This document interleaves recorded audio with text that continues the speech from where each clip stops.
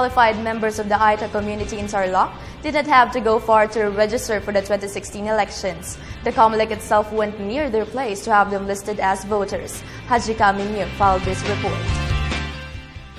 From the town proper of Capas in the province of Tarlac, 20 kilometers before reaching Barangay Santa Juliana. This barangay is a few kilometers away from Mount Pinatubo, where the Aitas usually live. And because Aitas are vulnerable sectors, the Commission on Elections made it easier for them to register for the 2016 presidential elections. COMELEC, in cooperation with its regional and provincial office and the local barangay officials, set up a satellite registration in Santa Juliana. 50-year-old Rosita Manalo was among the indigenous people who expressed gratitude because they can now exercise their right to vote as Filipino citizens. Rosita walked for 2 days before she reached the barangay just to register so they can cast a vote on their desired leader who will help them. Kasi magparesturo kami para hindi kami maligaw doon sa gusto namin ng tumayo na maging pinuno namin. So masaya po tayo? O para masaya kami kung naabutan namin talagang maging pinuno namin sa baryo namin. Ay para mayroon ng mag-ano sa amin ang tumulong sa ano namin, sa gusto namin.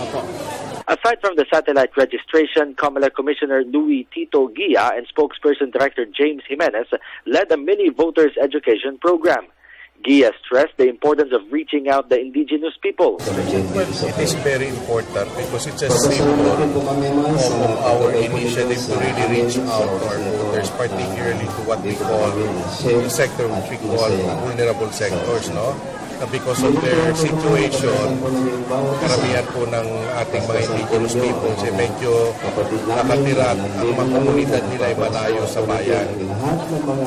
Effort ng COMELEC na dalhin ang eleksyon, ang proseso ng eleksyon mas malapit sa kanila. So itong satellite registration project na gaya na nangyayari ngayon dito sa Barangay Santa Juliana, Capas, Tarlac, ay gusto naming i-replicate sa ibang lugar para maawabot namin ang ating mga kababayan na medyo malayo sa bayan.